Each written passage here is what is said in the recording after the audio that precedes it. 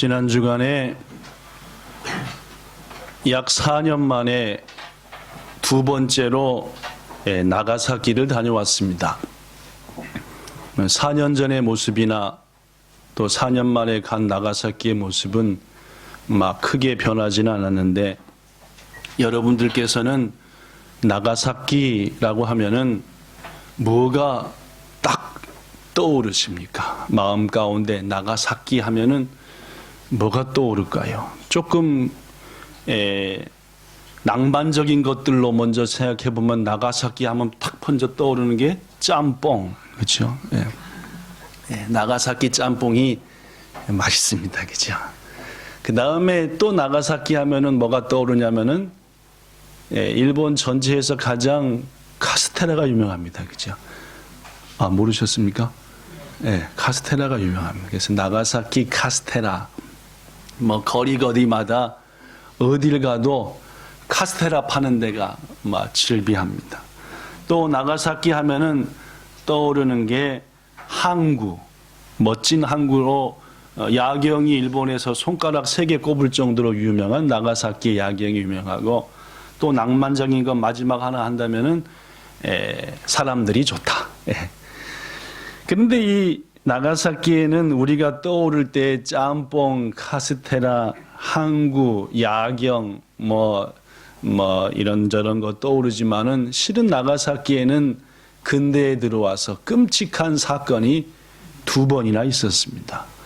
첫 번째 끔찍한 사건은 지금으로부터 약 74년 전인 1945년 8월 9일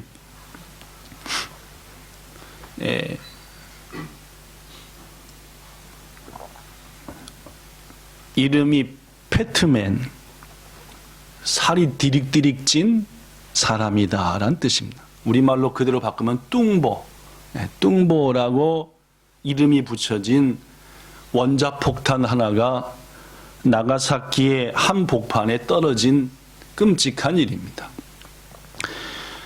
인류 2번째지요. 그로부터 며칠 전에 히로시마에 떨어졌으니까. 인류의 첫 번째 원자폭탄은 히로시마였고, 그래도 일본이 연합군에게 손을 들지 않자 미군은 2번째 원자폭탄을 나가사키에 떨어뜨렸습니다. 나가사키에 떨어진 원자폭탄의 이름은 아까도 말한 대로 뚱보였고, 떨어지자마자 죽은 사람이 약 5, 6만 명에 해당됐다고 합니다. 그리고 그 후에 몇 달에 걸쳐서 서서히 고통 속에 죽어간 사람이 2만 명 해서 8만 명이나 되는 사람들이 지금부터 74년 전에 나가사키에서 원자폭탄을 맞고 죽어갔습니다. 죽은 사람들도 그렇지만은 더 고통스러웠던 사람은 그 원자폭탄으로 인하여 각종 부상을 입으면서 피폭이라 그러죠. 피폭을 당해서 수십 년간 고통스러운 산 수십만의 사람들입니다. 이것이 낭만적인 항구도시 나가사키가 경험한 너무너무 고통스러운 74년 전의 일이었죠. 그런데 이거보다 더 끔찍한 일이 지금으로부터 약 450년 전에 나가사키에 있었습니다. 어떤 일일까요? 물론입니다. 1590년부터 약 5, 60년에 걸쳐서 나가사키를 중심으로 한 지역에서 30만 명에 넘는 크리스천들이 처참하게 죽임을 당하고 또 처참하게 찢김을 당하고 고통당한 사건입니다.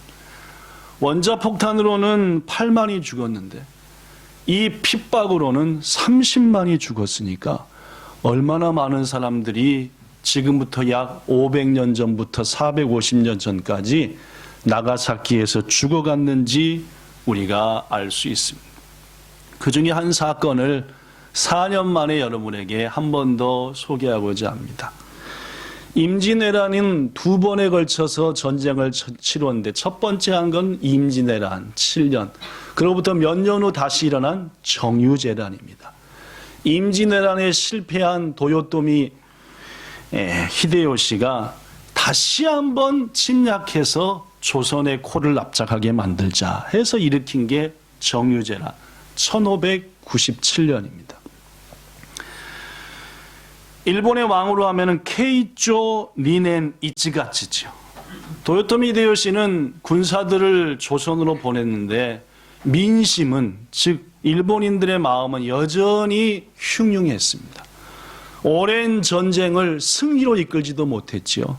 그 전해였던 1596년에는 엄청난 흉년으로 먹을 것도 부족했지요. 지진까지 빈번했지요. 태풍도 가득했지요. 전쟁에 실패했지. 자연재해는 시시때때로 몰려오지.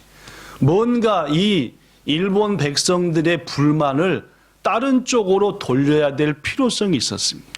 그래서 기획한 것이 우리가 임진왜란에서 진 것도, 이런 큰 재앙을 당한 것도 우리들이 믿는 신이 아니라 우리 민족 가운데 새로운 신을 믿는 무리들이 생겨났기 때문이다 해서 기독교인들을 핍박하기 시작했습니다.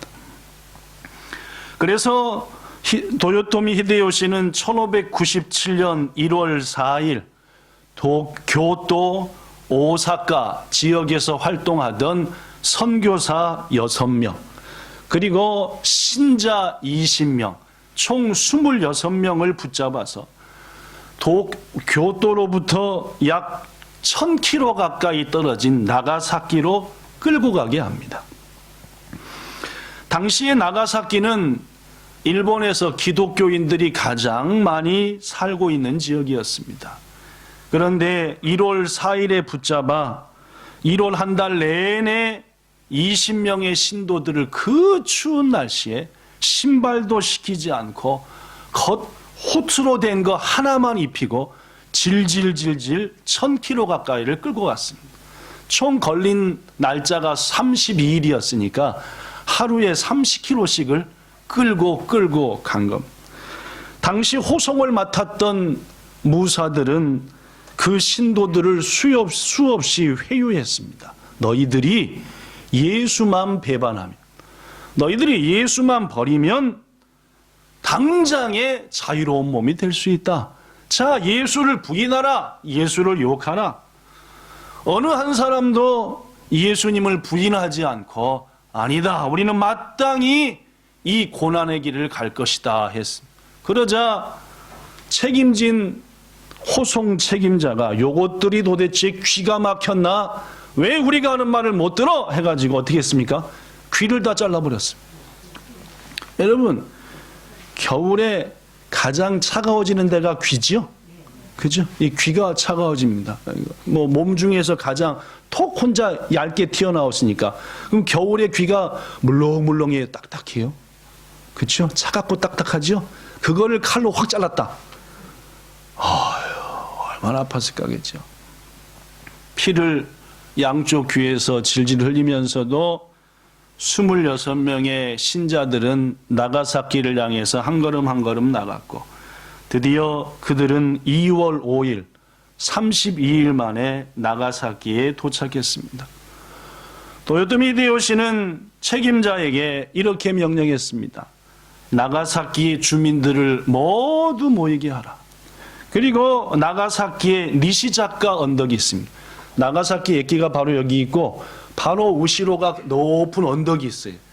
부산처럼 그렇습니다. 앞에는 시가지가 있고 항구고 뒤에는 높은 언덕이 있는데 그 언덕, 나가사키駅 바로 등 뒤의 언덕을 니시자카라는 언덕이라고 하는데 거기에다가 26명을 십자가에 못 박여 죽였습니다. 십자가에 매달린 그리스도인들을 향해서 역시 무사들은 지금이라도 예수를 부인하고 버리면 살려주겠다라고 했지만은 그들은 나의 주님이신 예수님을 우리는 버릴 수 없습니다. 특히 그 26명의 순교자들 중에는 3명의 아이들도 있었습니다. 가장 어린 아이가 12살, 쇼가쿠 로쿠넨세 아니면 주가쿠 이치넨세 정도 되는, 그 위가 13살, 맨 위가 14살, 그 위가 19살 해서 어린아이가 3명이 있었죠. 학생까지 하면. 그 중에 가장 어린 12살의 소년의 이름은 이바라키 군이었습니다. 이 이바르키꾼이 이런 얘기를 했대지요. 어른들부터 차례차례 십자가에 못 박혀서 매달리는데 아무리 봐도 자기 십자가가 안 보이는 거 얘기죠. 왜냐하면 아마도 키가 좀 쬐끈한 애니까 조그맣게 만들었나 보죠. 십자가 만드는 것도 다이앤이니까. 안 보이니까 이렇게 말했대지요. 무사님, 제 십자가는 어디 있나요? 제가 예수님처럼 못 박혀 달릴 제 십자가가 왜 보이지 않나요? 한 말은 유명한 말로서 여러분에게도 한번 소개한 적이 있습니다. 그렇습니다, 여러분. 오늘 본문 말씀을 아마도 그들은 기억하면서 십자가를 지고 옆에 창으로 칼로 옆구리를 찔림 당하면서도 나는 이 고난의 길을 믿음으로 가리라 아마도 했을 겁니다. 오늘 본문 고린도후서 4장 17절과 18절에 이런 말씀이 있습니다. 우리가 잠시 받는 환난에 경한 것이, 즉 지금 내가 받는 고난과 환난은 실은 뭐한 것이다? 가볍디 가벼운 것이다. 뭐에 비해서? 지극히 영원한 영광의 그 놀라운 축복과 영광과 비교해 본다면은 지금은 너무너무 이 고난은 가벼운 것이고, 내가 받는 이 고난이 하나님이 내게 주실 영광스러운 복으로 나를 미지붙게 할 것이다, 인도할 것이다 라는 말씀이 17절의 말씀이고, 18절은 내가 주목하는 것은 금방 있다 없어질 이 세상의 것이 아니요 내게 곧 다가올 영원히 이어질 아름다운 나라의 것이다 라고 바울은 고백했는데, 아마도 26명의 그리스도인들은 이 말씀을 기억하며 내가 지금 이런 가진 고통을 당하지만 이 고통은 실은 내겐 가벼운 것이요 내가 하나님께 받을 엄청난 복과 비교하면은 아무것도 아닙니다 라는 마음으로 갔으리라 라고 생각합니다.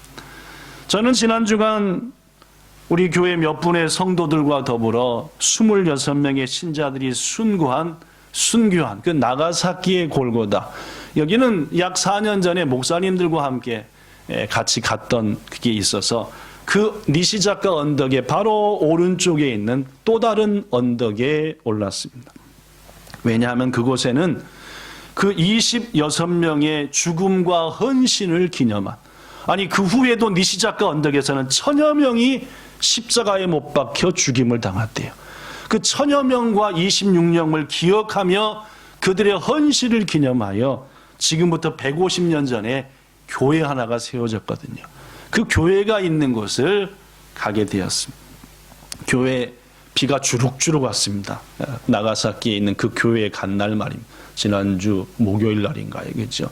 학생들도 수학여행을 많이 왔고, 이렇게 언덕에 있는 교회, 오우라 교회인데 올라가 봤더니 벌써 많은 사람들이 앉아서 기도하는 분도 있고, 또 앞에서 방송이 나옵니다. 그 26명의 죽은 얘기에 대한 거, 얼마나 많은 순교자가 있었던 거, 지금 앉아서 기도하는 이 교회는 바로 그들을 기억하며 기념하며 하나님 앞에 감사하여 세운 예배당이라는 방송이 이렇게 나오다가 한번 끊겼다 다시 또 처음부터 나오다 하는 그런, 거기에 무릎 꿇어서 의자에 앉아서 저는 기도했습니다. 하나님, 이 땅에 수많은 순교자들이 피를 흘렸고 죽어갔는데 결단코 그들의 피가 헛되지 않게 하시고 이 땅에 다시 한번 부흥의 역사가 일어나길 원합니다 라는 간절한 마음으로 기도하고, 이 오우라 교회는 처음 가봤으니까 제가 거기에 박물관이 있더라고요.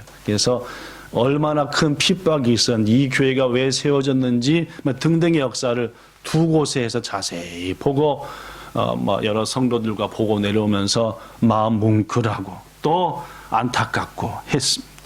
현재 일본의 인구는 1억 2,600만 명쯤 된다고 합니다. 그 중에 예수님을 믿는 사람은 불과 50만 명이 채 안 되는 걸로 알려집니다. 다른 선진국에 비교해 볼 때 턱없이 적은 기독교 인구입니다.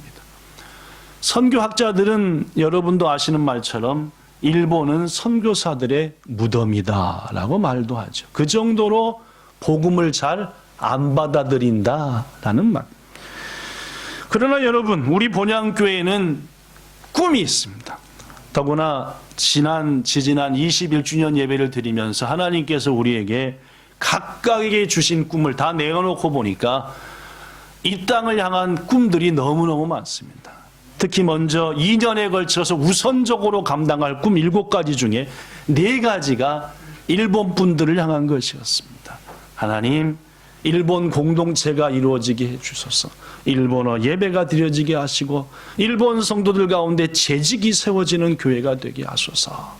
한국에 아니 세계 곳곳에서 일본의 꿈을 가진 사람들과 우리가 한마음 되어 그들을 올 수 있게 할 수 있게 도와주게 하시고 그들과 협력해서 이 땅 복음화를 힘쓰게 하소서 하는 등등 말입니다.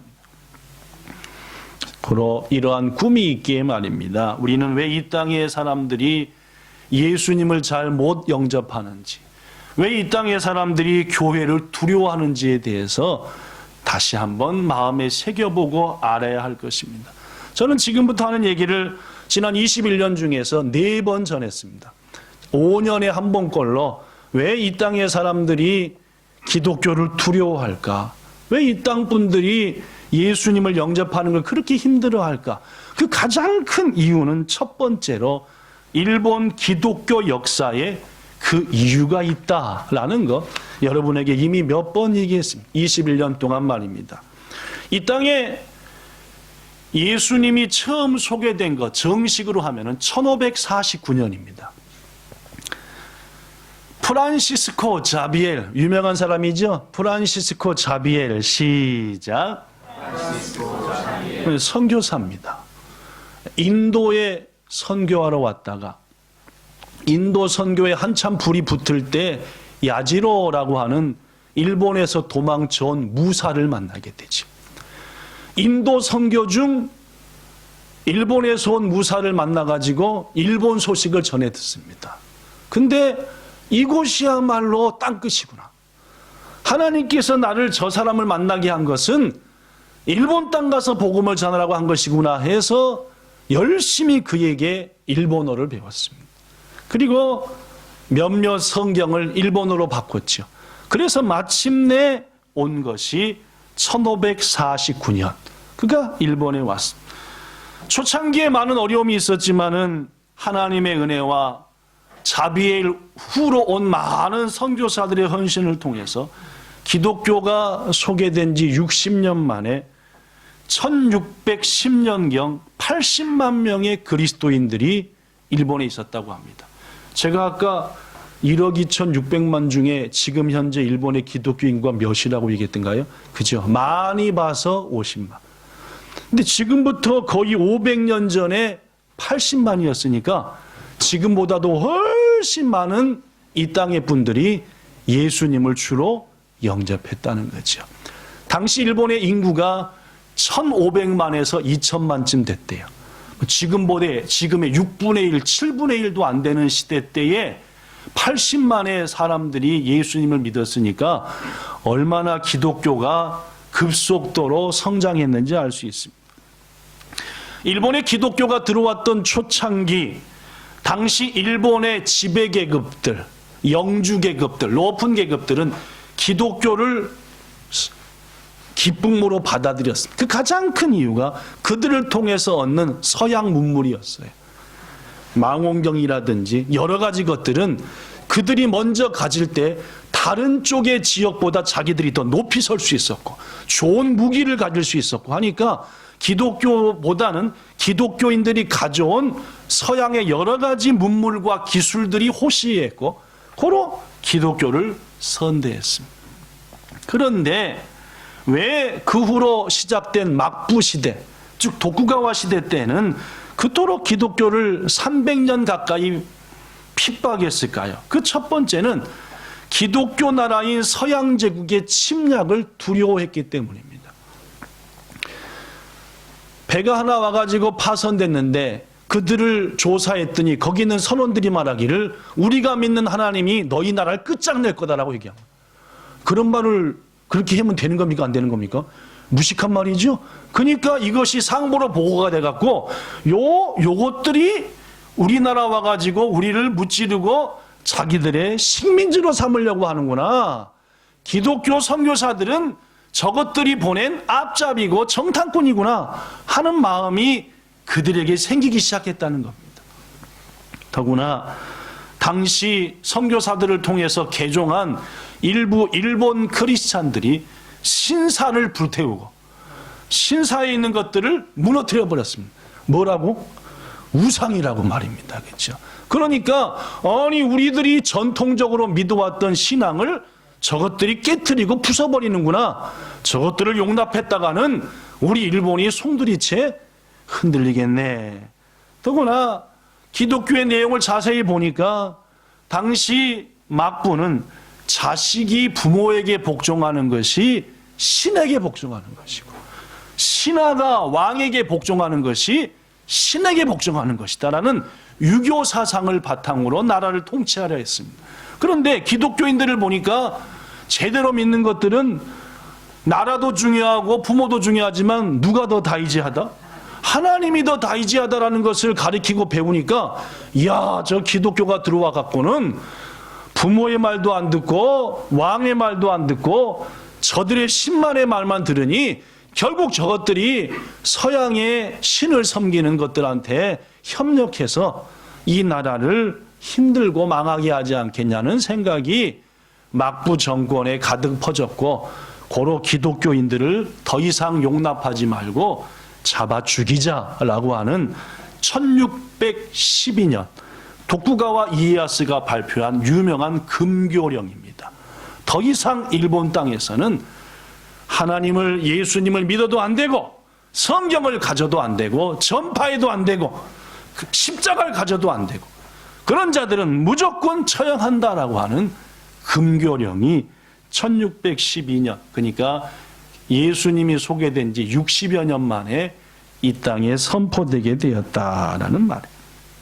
이를 계기로 도쿠가와 막부는 기독교를 엄청나게 핍박하고 믿는 자들을 죽였는데 그 대표적인 예가 1637년 큐슈에 시마바라는 데가 있습니다. 시마바라, 나가사키 아래쪽인데 이번에는 가보지 못했고 4년 전에 오셨던 목사님들하고는 시마바라를 방문했습니다.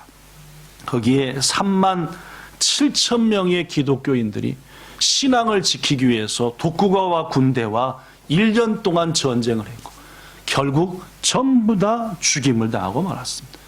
그때 죽임당한 사람이 3만 7천 플러스 나가사키 주위 큐슈에 있는 사람들 해서 16만 명이 1637년에 죽임을 당했으니까 16만 명의 사람들이 처참하게 지난 주간 그 시마바라의 중에 운젠이라는 데 갔습니다. 4년 전에도 방문했던 곳인데 그 운전에 가면은 지명이 지옥이라는 데가 있어요. 지옥구 지옥이라는 데가 운젠 지옥인데 왜 지옥이냐?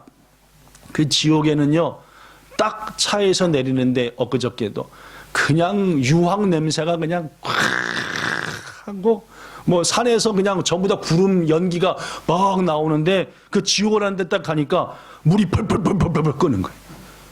그래서 같이 간 어떤 분이 한 300도는 되겠다 해서 제가 속으로 집사님 물은 아무리 세도 100도밖에 안 돼요. 이제 그렇게 얘기하다가 왜냐하면 물은 아무리 뜨거워도 100도 이상은 안 올라갑니다. 막 철이나 막 1000도 막 올라가지. 근데 막 물이 버글버글버글 끄는 거예요. 그냥 바로 눈앞에서 바로 옆에서. 그래서 야 다음에 올 때는 계란 사갖고 올려놓으면은 갖다 내려오면 그대로 건져 먹겠다 할 정도로 막 버글버글버글 구구구구 끕니다. 4년 전에 갔던 시마바라의 무슨 성이었더라? 무슨 성, 하여튼, 무슨 성이 있었어. 오사카 성 하는 것처럼 거기도 성이 있었는데 그 성 안에 들어가 보면은 기독교인들을 어떻게 핍박했는지 나오는데 그 중에 하나가 양쪽 발을 노끈으로 밧줄로 끌어 묶습니다. 그래서 도르래를 설치해가지고 발로 끈을 묶어서 사람들이 쪼르르 당기면 사람이 어떻게 되겠어요? 발은 하늘, 머리는 땅이 되겠죠? 그래갖고 어디다가 했겠대요? 여기가 지금 지옥이에요. 운젠에 막 끓는 지금 끌고 있는 그것은 400년 전에도 끓었답니다. 거기다가 불 끄는 거예요. 그러면은 물에 머리가 당길랑말랑해요. 뭐라고 얘기해요? 네가 지금이라도 예수를 버리면 자유의 몸이 된다. 그러나 어떻게 하겠냐 하니까 나는 십자가를 버릴 수 없어. 어떻게 할게요? 담가버렸어요. 그대로 머리부터 담그는 겁니다. 한 번 담그면 그냥 죽을 텐데 어떻게 해요? 고통스러운 건 담궜다 뺐다 담궜다 뺐다. 여러분 100도나 되는 그 뜨거운 온천이 뜨는 유황물에다가 사람을 담궜다 뺐다 하니까 나중에는 어떻게 되겠어요? 익어버리겠죠? 얼마나 처참한 모습인지 알겠죠? 그 주위에는 그 사람만 놓고 하겠습니까? 예수를 믿는 수많은 사람을 놔두고 그 광경을 보여줘요. 몇 년 전에 IS라고 아시죠? 그죠? 저 이슬람의 아주 거기서 사람들을 죽이는 장면이 동영상으로 막 했던 적이 있어요. 한국에 있는 목사님이 그걸 보라고 저한테 보여줬는데 심장이 약한 분은 보지 마세요 해서 난 심장은 안 약하니까 봤죠. 하마터면 심장이 떨어질 뻔했습니다. 얼마나 처참하게 죽이는지요. 칼로 막 찔러 죽이는데 제가 그때 설교 시간에도 얘기했었고 수요일 금요일도 얘기했는데 한 1년 넘도록 그 무시무시한 광경이 눈에서 막 얼얼해요. 검은 무슨 천 같은 걸 뒤집어 씌워놓고 칼로 그냥 팍팍팍 찔러 죽이는, 피가 팍팍 튀는 걸 보는데 어이구 무시라. 그런데 거꾸로 매달려가지고 그 뜨거운 물에다 넣었다 뺐다 하는 것을 주위에서 보는 사람들은 그래도 예수를 믿을래? 라고 얘기할 때 얼마나 마음들이 괴롭고 고통스럽겠습니까? 그 지옥이라는 데 가면은 이만한 십자가가 있고 거기에 이렇게 있어요. 거기에 써진 글을 보면은 여기에 수많은 자들이 이런 고난을 당했다 하는데 아마도 일본 부부 같은데 그날 비가 조금 부슬부슬 왔는데 저희들 이렇게 돌아 내려오는데 일본 부부가 그 앞에 무릎 꿇고 있는 게 아마도 그분도 그리스도인인 것 같고 거기서 기도하는 것 같아요. 하나님, 우리 민족이 이렇게 고난을 당했는데 이 순교의 피가 구원으로 일어나게 하소서. 아마 그렇게 기도하지 않았을까라고 생각합니다. 사랑하는 여러분, 세계 역사에 비교할 수 없을 정도로 로마 박해도 300년까지는 안 걸렸습니다. 조선도 많은 박해를 당했지만 300년은 안 걸렸습니다. 북한도 기독교인들을 수없이 박해했지만 이제 불과 100년입니다. 그러나 일본은 300년 동안 이런 박해를 당했습니다. 300년 에도 시대 때 도쿠가와 정권 때 했던 몇몇 제도를 여러분에게 소개한 적이 있습니다. 첫 번째가 테라우케입니다. 테라우케. 오테라, 진자나 절에다가 태어남과 동시에 도록구를 하는 거예요. 자, 우리 애가 태어났습니다. 한국 사람 어디 가요? 동사무소 가죠. 뭐하러? 주민등록하러. 그죠? 근데 여기는 당시 에도 시대 때는 애가 태어나면 어디 가요? 진자나 오테라에 가는 거예요. 우리 집안에 여기 애가 태어났습니다. 도록구를 해요. 그럼 나는 죽을 때까지 그 오테라나 진자에 속한 사람이 되는 거예요. 왜냐하면은 이렇게 함으로 기독교인들을 없애고자 했습니다. 여러분이 또 하는 것 중에 하나가 후미입니다. 그죠? 후무, 뭐 하는 거죠? 밟는다 그 말이죠. 어떤 그림을? 예수님 얼굴을. 예수님의 얼굴이나 십자가나 성경책을 두고 나가사키 거기 가면 그런 사진들이 많습니다. 사람들을 쭉 모아놓고 어떻게 하게 해요? 지나가게 하는 거죠. 침을 뱉고 예수님 얼굴을 밟고 성경을 진지기면서 지나가게 해요. 그냥 아무 일 없이 지나가면은 요것은 예수를 믿는 사람이 아니다 해가지고 1년 동안 무사히 살아요. 다시 1년 후에 밟을 때까지. 그런데 벌써 저기서부터 바들바들 떨어요. 지나가는데 눈물이 찔끔 나요. 밟으면서 이거 볼 것 없이 뭐예요? 그러면 잡아다가 아까처럼 그렇게 고문을 하고 죽이는 유명한 후미입니다. 곤인구미, 5사람을 한 구미로 한다는데 실은 5가정을 한 구미로 해가지고 그 중에 한 가족에서만이라도 예수 그리스도를 믿는 자가 발견되면 나머지 5가족을 전부 다 잡아다가 갖은 고문을 끝해서 너도 예수 믿지? 해서 죽이는 거. 이게 곤인구미라고 합니다. 이 시대 이전의 일본 분들은 감정 표현이 확실하고 밝고 개방적이었는데 요때 후에 예술 작품과 시 그림을 보면은 서로를 의심하는 습관을 가지게 됐대요. 저것이 혹시 예수쟁이가 아닌가, 여기 말로 하면 기리스탄, 저것이 혹시 기리스탄이 아닌가 하면서 의심하, 혹시 저것 때문에 우리 집까지, 우리 후손들까지 어려움을 당하는 거 아닌가 해서 이때부터 혼내와 다떼마에가 생겼대요. 일본은 그렇잖아요. 혼내와 다떼마에겠죠. 우리 한국 사람은 부부면 어떻게 돼요? 전부 다 속에 있는 거 끄집어내고 살지요, 그죠? 근데 일본인들은 부부여도 속에 있는 것은 안 꺼내놓는답니다. 혼내지요. 겉으로 드러난 다떼마에, 즉 겉마음과 속마음을 인정하는 나라가 돼버리고만 이유가 그때 하도 서로 감시하니까 이게 내 속마음을 한 개도 얘기하고 겉마음만 얘기하고 또 상대하게 얘기할 때도 그렇게 하고, 그래서 이때부터 세계에 유례가 없는 다떼마에와 혼내가 생기게 된 이유가 바로 이 고린구미 제도 때문이었다라고 일본의 사상을 연구하는 분들은 모두 다 얘기한답니다. 그 다음에 또 한 가지는 기리스탄, 기독교인 루이조쿠노 도리아츠카이. 무슨 말이냐면은 혹시 그 5 중에라든지 먼 친척 중에 하나라도 기독교인이 발견되면은 남자는 몇 대까지? 여자는 몇 대까지? 특별히 취급하며 격리시켜서 관리했대. 일본이란 나라는 섬이다 보니까 얼른 도망갈 수도 없습니다. 그런 이 특수한 상황에서 7대, 4대에 걸쳐서 특별히 취급받으며 매일같이 조사하고 또 기독교인이 생기지 않았는가 하고 하니까 이 사람들이 살아갈 수가 없는 거예요.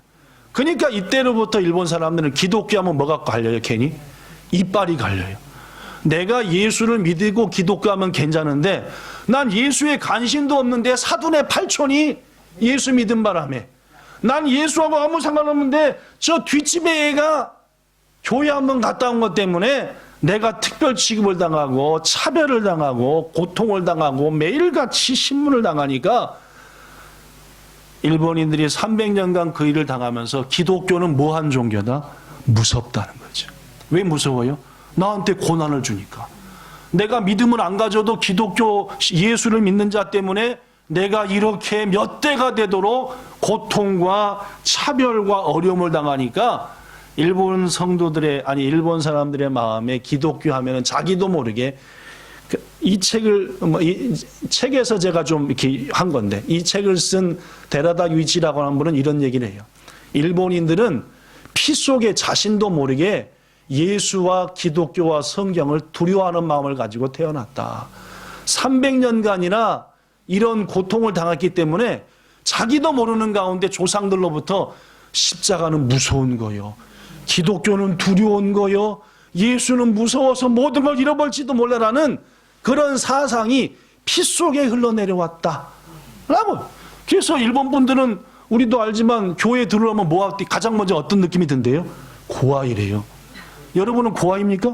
안 고아이잖아요. 근데 그러나 이러한 사상과 생각이 나도 모르게 있어서 일본 분들의 마음에는 예수님 십자가 교회 하면은 뭔가 모르게 두려워.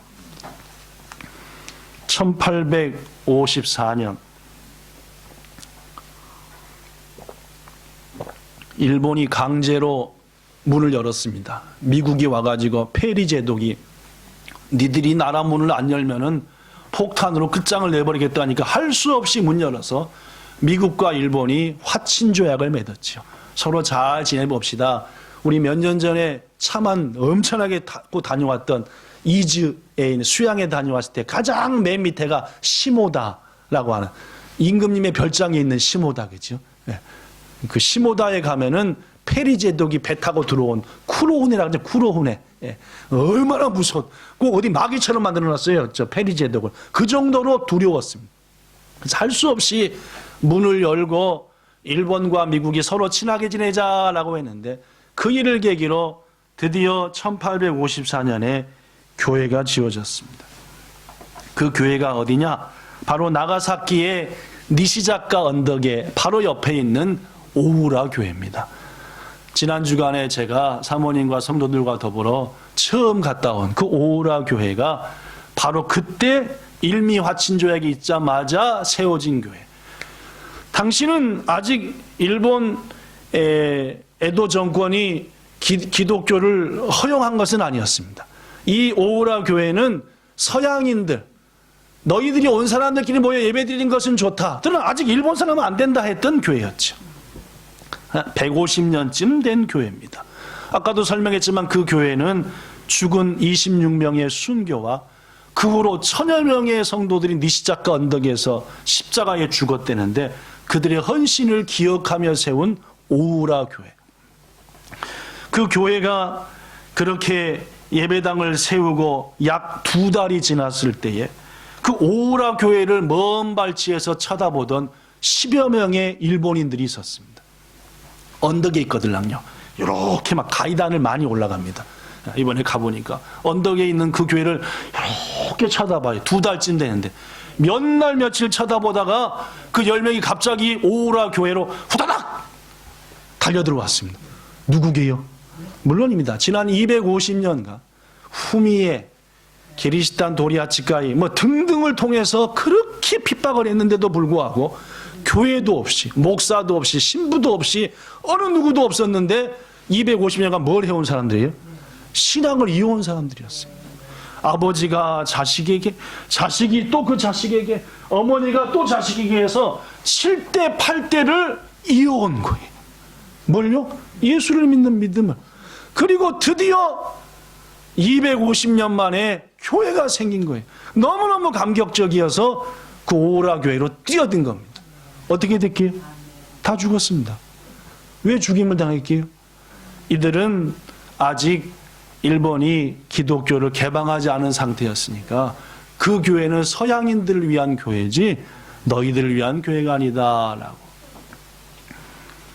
그러나 참으로 놀라운 일은 그렇게 오랜 세월이었지만 그들이 믿음을 지키게 한 그 놀라운 역사가 놀랐고 그들이 또 다른 순교의 귀한 헌물이 되어 하나님께 드려졌다는 것 역시도 놀라운 일이고 한편으로는 안타까운 일입니다. 사랑하는 성도 여러분, 저는 왜 일본 분들이 기독교를 두려워하는지, 왜 이분들이 예수님을 영접하기 어려운지를 첫 번째 일본의 기독교 역사를 통해서 그럴 수밖에 없다라는 이유를 여러분에게 말씀드렸습니다. 시간이 돼서 두 번째, 세 번째, 왜 이분들이 그리스도를 영접하지 못하는지에 대한 이유는 그 외에도 여러 가지가 있습니다. 오늘 설교문 가져가시면 읽을 수 있고 이번 주에 홈페이지 들어가면 읽을 수 있고 또 몇 년 전에 나눴던 설교 말씀 보면 읽을 수 있습니다. 꼭 보시고 이 땅의 사람들은 이런 고난과 아픔이 있고 이런 종교에 대한 편협감이 있고 죄에 대한 이런 생각이 있고 하니까 예수 이름을 못 받아들이는구나. 무엇보다도 가장 중요한 것은 상처가 많은 민족이구나 라는 사실을 우리는 잊어서는 안 됩니다. 말씀을 마칩니다. 오늘 본문 말씀 분명합니다. 우리의 믿음의 선배들은 지금 받는 고난을 가벼이 여겼습니다. 왜냐하면 하나님이 내게 주실 아름다운 영광이 너무나 찬란하고 크기에 이 고난은 나를 그곳으로 인도하는 고난이다라고 믿었기 때문입니다. 그들은 이 세상보다도 영원한 하나님의 나라를 사모하는 삶을 살았습니다. 저는 여러분과 저가 먼저 이 삶을 살아야 한다고 믿습니다. 이 땅보다 영원한 나라를 더 사모하고 이 땅에 있는 어떤 고난도 내게 주어질 영광과 비교할 수 없다는 마음으로 살 때 우리는 비로소 이 땅의 사람들을 섬길 수 있습니다. 난 일본에 돈 벌러 왔다. 난 일본에 잘 살라고 왔다. 하면서 이 땅에만 꿈을 가지고 있고 이 땅에만 소망을 가지고 있다. 우리는 결코 영원한 하나님의 나라를 더구나 상처 깊은 이 땅의 사람들에게 전할 수 없을 겁니다. 너무나도 분명한 사실은 하나님께서 이 땅의 영혼들을 오래전부터 사랑하셨다는 것이고 그리고 지금도 사랑하신다는 말입니다. 우리는 기독교로 인해 예수님으로 인해 인류 역사상 가장 긴 세월 동안 처참한 핍박을 받았던 이 땅 백성들의 상처와 피, 눈물과 고통을 기억하며 예수님 주시는 커다란 사랑으로 이 땅의 영혼들을 안고 이 땅의 영혼들이 가진 상처를 부둥켜 안고 감싸주며 사랑으로 복음을 전해야 될 것입니다. 그것이 우리 교회가 해야 될 일이고 여러분과 저가 해야 될 일이며 우리를 이곳에 보내신 하나님의 뜻임을 믿습니다. 기억합시다. 이 땅의 사람 대부분은 주님을 두려워합니다. 이 땅의 사람의 대부분은 교회를 편안하게 생각하지 않습니다. 무서웠기 때문입니다. 300년씩이나. 더러 그것을 감안하여 더 따뜻한 마음으로, 더 연약한 마음으로, 더 낮은 마음으로 이들을 품고 사랑하여 하나님께서 이 땅에 우리를 보내신 뜻을 이루는 우리 모두가 되기를 예수님 이름으로 축복합니다. 좋으신 하나님, 4년 만에 다시 한번 나가사키를 다녀왔습니다. 순교한 26명의 그 고통의 소리가, 아니 수많은 자들의 헌신과 그리고 순교의 소리가 지금도 나가사키에는 울려 퍼지고 있습니다. 많은 자들이 오우라 교회를 방문하여 거기서 공연하는 예수님의 생애를 지켜보면서 하는 그 모습을 잠시 지켜볼 때 하나님께서는 저 교회를 통해서도 많은 자들을 구원으로 인도하겠구나라는 생각을 가지게 되었습니다. 우리 교회도 구체적으로 일하게 하옵소서. 이 땅의 영혼들을 섬기는데, 사랑하는데 좀 더 온 힘을 다해서 헌신하는 교회가 되게 하옵소서. 우리의 꿈대로 이 땅의 사람들이 가득히 모여 위로받는 교회, 그들의 모든 300년간의 상처를 치유받는 교회, 예수님을 만나는 교회, 그러한 교회로 본향교회가, 이 땅의 7천여 교회가 거듭나게 해 주시옵소서. 우리를 이 귀한 일에 써가시는 예수님의 은혜에 감사드리며 주 예수님 이름으로 기도드리옵나이다. 아멘.